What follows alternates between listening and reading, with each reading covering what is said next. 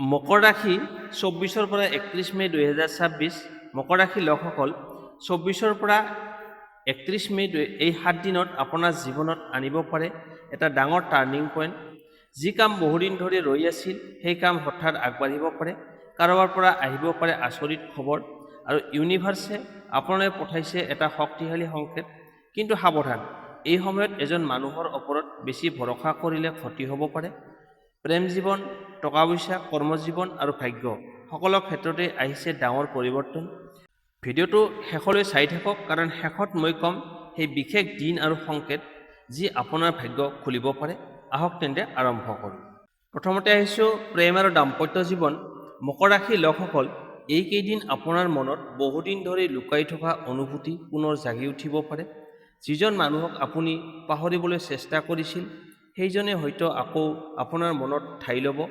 যিসকল অবিবাহিত তেওঁলোকৰ জীৱনত নতুন চিনাকি হোৱাৰ যোগ দেখা গৈছে। হঠাৎ ফোন, কথা বতৰা বা কোনো অনুষ্ঠানৰ জৰিয়তে এজন বিশেষ মানুহৰ লগত সম্পৰ্ক গঢ়ি উঠিব পাৰে। প্ৰথমতে সাধাৰণ চিনাকি যেন লাগিলেও লাহে লাহে হৃদয়ৰ টান বৃদ্ধি পাব। কিন্তু এটা কথা মনত ৰাখিব, অতি সোনকালে কাৰোবাক সম্পূৰ্ণ বিশ্বাস নকৰিব, কাৰণ সকলো মিঠা কথাৰ আঁৰত সঁচা মন নাথাকিব পাৰে। বিশেষকৈ 26 আৰু 28 মেত ভুল বুজাবুজিৰ সম্ভাৱনা বেছি আছে। সেইদিনা খঙত কোৱা কথা পিছত অনুশোচনা হ'ব পাৰে। যিসকল প্ৰেমৰ সম্পৰ্কত আছে তেওঁলোকৰ বাবে এই সময়ত কথোপকথন বহুত গুৰুত্বপূৰ্ণ। সংগীয়ে হয়তো ভিতৰি ভিতৰি কিবা দুখ বা চিন্তা লুকুৱাই ৰাখিছে। তেওঁৰ কথা শান্তমনে শুনিবলৈ চেষ্টা কৰক, নহ'লে অকাৰণতে দূৰত্ব বা মনোমালিন্য বৃদ্ধি পাব। বহু মকৰ ৰাশিৰ লোকে এই সময়ত নিজৰ প্ৰেম জীৱনক লৈ ডাঙৰ সিদ্ধান্ত ল'ব পাৰে। কোনোবাই সম্পৰ্কক নতুন নাম দিব পাৰে, আনহাতে কোনোবাই নেতিবাচক সম্পৰ্কৰ পৰা আঁতৰি আহিবলৈ সাহস পাব। এই সিদ্ধান্ত ভৱিষ্যতৰ বাবে শুভ হ'ব। বিবাহিত জীৱনত লাহে লাহে শান্তি ঘূৰি আহিব আৰু মনোমালিন্য কমি আহিব আৰু সংগীৰ সৈতে মৰম বাঢ়িব। ঘৰৰ পৰিৱেশ আগতকৈ অধিক সুখময় অনুভৱ হ'ব। কিন্তু এটা গুপ্ত সংকেত দেখা গৈছে। তৃতীয় এজন মানুহে আপোনাৰ সম্পৰ্কত নেতিবাচক প্ৰভাৱ পেলাবলৈ চেষ্টা কৰিব পাৰে। সেয়েহে নিজৰ ব্যক্তিগত কথা সকলোৰে আগত প্ৰকাশ নকৰিব। 29 অথবা 30 মেত এটা বিশেষ মুহূৰ্ত আহিব পাৰে, হয়তো এটা বাৰ্তা, ফোন অথবা আকস্মিক সাক্ষাৎকাৰে যিয়ে আপোনাৰ হৃদয় পুনৰ আনন্দেৰে ভৰাই তুলিব। এই সময়ত আপোনাৰ শুভ ৰং ডাঠ নীলা। আৰু যদি সম্পৰ্ক মজবুত কৰিব বিচাৰে, শনিবাৰে সন্ধিয়া এটা চাকি জ্বলাই মনে মনে নিজৰ ইচ্ছা প্ৰকাশ কৰক। ব্ৰহ্মাণ্ডৰ শক্তিয়ে আপোনাৰ মনৰ আহ্বান শুনিব। এতিয়া আহিছোঁ ধন সম্পত্তি। মকৰ ৰাশিৰ লোকসকল, 24 পৰা 31 মে ভিতৰত এই সময়ছোৱাত আপোনাৰ আৰ্থিক জীৱনত ডাঙৰ পৰিৱৰ্তনৰ সংকেত লৈ আহিছে। যি টকাৰ বাবে আপুনি বহুদিন ধৰি অপেক্ষা কৰি আছিল সেই টকা লাভ হোৱাৰ যোগ দেখা গৈছে। ক'ৰবাত ফাঁচি থকা ধন, ধাৰ দিয়া টকা অথবা বহুদিনৰ পৰা ৰৈ থকা কোনো কাম হঠাৎ আগবাঢ়ি যাব পাৰে। বিশেষকৈ 27 আৰু 30 মে আপোনাৰ বাবে টকা পইচাৰ ক্ষেত্ৰত শুভ দিন হিচাপে দেখা গৈছে। এই সময়ত নতুন ইনকামৰ ৰাস্তা খোলাৰ সম্ভাৱনাও আছে।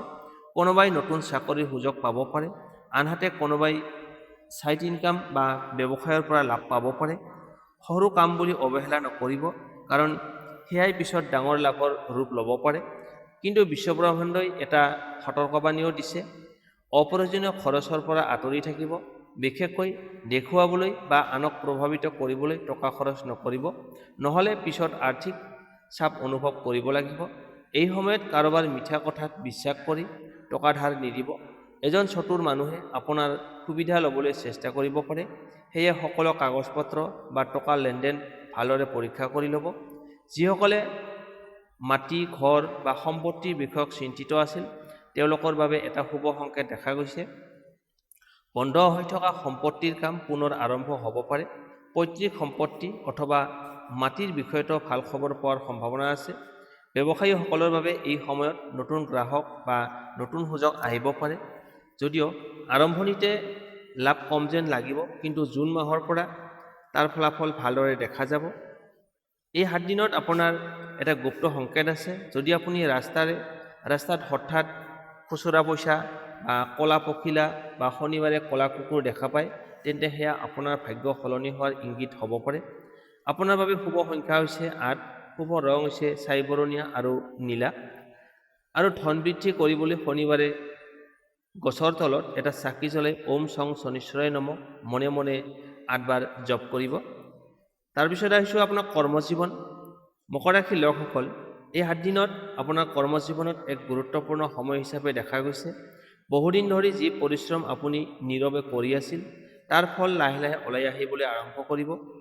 অফিচ, ব্যৱসায় বা অধ্যয়নৰ ক্ষেত্ৰত আপোনাৰ দক্ষতা বহু মানুহৰ নজৰত পৰিব। যিসকলে আপোনাক আগতে সাধাৰণ বুলি ভাবিছিল সেই লোকেই এই সময়ত আপোনাৰ কামৰ প্ৰশংসা কৰিব পাৰে। চাকৰি কৰা লোকসকলৰ বাবে নতুন দায়িত্ব আহিব পাৰে। প্ৰথমতে চাপ যেন অনুভৱ হ'ব পাৰে, কিন্তু বিশ্বাস ৰাখক এই দায়িত্বই ভৱিষ্যতে আপোনাৰ উন্নতিৰ পথ খুলিব। উচ্চপদস্থ বিষয়াৰ পৰা ভাল সমৰ্থন লাভ কৰাৰ যোগ দেখা গৈছে। যিসকলে নতুন চাকৰি বিচাৰি আছে তেওঁলোকৰ বাবে 27 মে'ৰ পিছত শুভ সময়। হঠাৎ এটা ফোন কল, সাক্ষাৎকাৰ বা নতুন সুযোগ আহিব পাৰে। সেয়ে এই সময়ত হতাশ নহ'ব। আপোনাৰ ভাগ্য লাহে লাহে সলনি হ'বলৈ আৰম্ভ কৰিছে। ব্যৱসায়ী লোকসকলৰ বাবে এই সময়ত নতুন পৰিকল্পনা সফল হ'ব পাৰে। বিশেষকৈ অনলাইন কাম, বাণিজ্য বা যোগাযোগ সম্পৰ্কীয় কামত লাভৰ সম্ভাৱনা বেছি আছে। কিন্তু অংশীদাৰীৰ ওপৰত সম্পূৰ্ণ নিৰ্ভৰ নকৰিব, কাৰণ এজন মানুহে নিজৰ লাভৰ বাবে আপোনাক বিভ্ৰান্ত কৰিব পাৰে। কৰ্মস্থানত ঈৰ্ষাপৰায়ণ মানুহৰ পৰা সাৱধান থাকিব।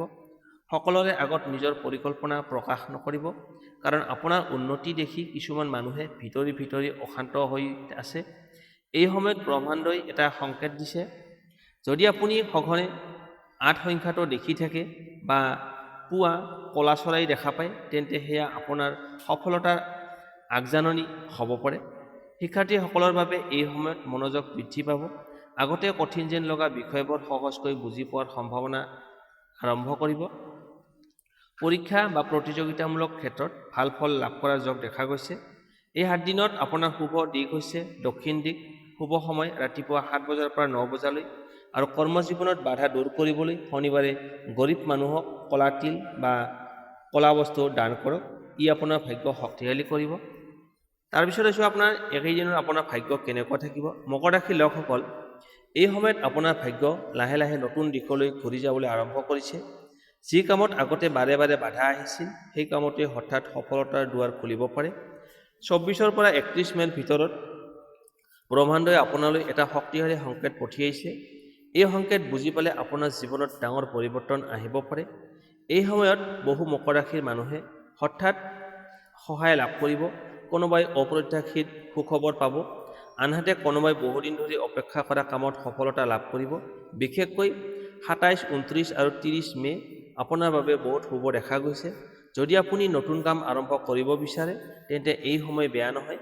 ব্ৰহ্মাণ্ডৰ শক্তি আপোনাৰ পক্ষত কাম কৰি আছে। কিন্তু এটা কথা মনত ৰাখিব, অহংকাৰ বা অতিৰিক্ত আত্মবিশ্বাসে ভাগ্যৰ পথ বন্ধ কৰিব পাৰে। এই সময়ত সঘনে কিছুমান গুপ্ত সংকেত দেখা পাব পাৰে, যেনে একে সংখ্যা বাৰে বাৰে দেখা পাই থকা, হঠাৎ পুৰণি মানুহৰ লগত ফোন কল বা যোগাযোগ ব্যৱস্থা, সপোনত পানী, পাহাৰ বা মন্দিৰ দেখা। এইবোৰ সাধাৰণ ঘটনা নহয়, ই আপোনাৰ ভাগ্য উজলি উঠাৰ ইংগিত হ'ব পাৰে। আধ্যাত্মিক শক্তিও এই সময়ত বৃদ্ধি পাব। আপোনাৰ অন্তৰৰ অনুভূতি আগতকৈ অধিক শক্তিশালী হ'ব। কোন মানুহ ভাল আৰু কোন মানুহ বেয়া সেইটো আপুনি সহজে বিচাৰ কৰিব পাৰিব আৰু অনুভৱ হ'ব। কিন্তু এটা সতৰ্কবাণীও আছে, এই সময়ত কাৰোবাৰ হিংসা বা কুনজৰ আপোনাৰ ওপৰত পৰিব পাৰে। সেয়ে নিজৰ সফলতা সকলোৰে আগত কৈ নুফুৰিব। 31 মে'ৰ আগতে এটা বিশেষ সুযোগ আহিব পাৰে যি আপোনাৰ আগন্তুক 6 মাহৰ ভাগ্য সলনি কৰি দিব পাৰে। সেই সুযোগক অৱহেলা নকৰিব। আপোনাৰ বাবে শুভ সংখ্যা হৈছে 8, 17 আৰু 26। শুভ ৰং হৈছে ডাঠ নীলা আৰু ক'লা। শুভ দিন হৈছে শনিবাৰ।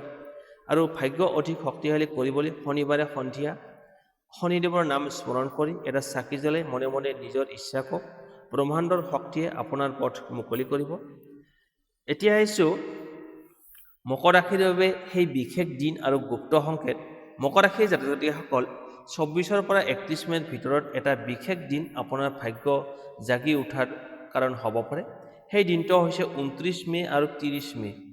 এই দুদিনত ব্ৰহ্মাণ্ডৰ শক্তি আপোনাৰ ৰাশিৰ ওপৰত বেছি সক্ৰিয় হৈ থাকিব। যি কাম বহুদিন ধৰি বন্ধ হৈ আছিল সেই কাম হঠাৎ আগবাঢ়ি যাব পাৰে। হঠাৎ ফোন, ভাল খবৰ, নতুন সুযোগ বা এজন বিশেষ মানুহৰ আগমনে আপোনাৰ জীৱনত ডাঙৰ পৰিৱৰ্তন আনিব পাৰে। কিন্তু ভাগ্য খোলাৰ আগতে ব্ৰহ্মাণ্ডই কিছুমান গুপ্ত সংকেত দিয়ে।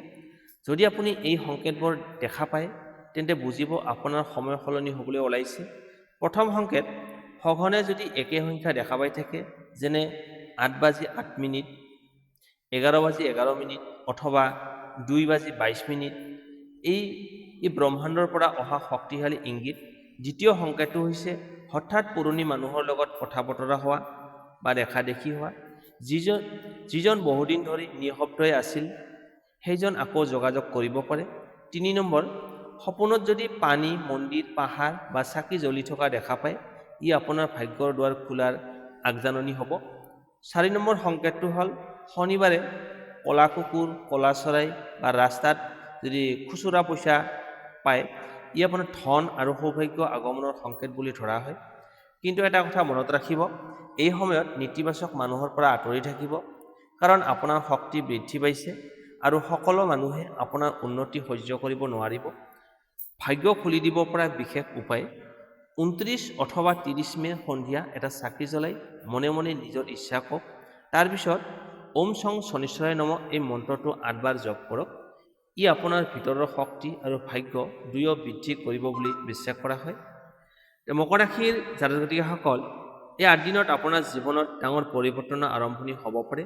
সেয়ে ভয় নকৰিব, নিজৰ ওপৰত বিশ্বাস ৰাখক। ব্ৰহ্মাণ্ডই আপোনাৰ বাবে কিবা বিশেষ পৰিকল্পনা কৰি ৰাখিছে। ভিডিঅ'টো যদি ভাল লাগিল তেন্তে লাইক এটা কৰিব, শ্বেয়াৰ কৰিব আৰু চেনেলটো ছাবস্ক্ৰাইব কৰি লগতে বেল আইকনটো অন কৰি ৰাখিব, কাৰণ আগন্তুক দিনবোৰত আপোনালোকৰ ৰাশিৰ বিষয়ে আৰু অধিক গুপ্ত সংকেত আৰু সঠিক ভৱিষ্যতবাণী লৈ মই পুনৰ আহিম। কমেণ্টত নিজৰ ৰাশি আৰু জয় শনিদেৱ লিখিব। আপোনাৰ জীৱনত সুখ, শান্তি আৰু সফলতা হওক। ধন্যবাদ। পুনৰ লগ পাম আগন্তুক ভিডিঅ'ত।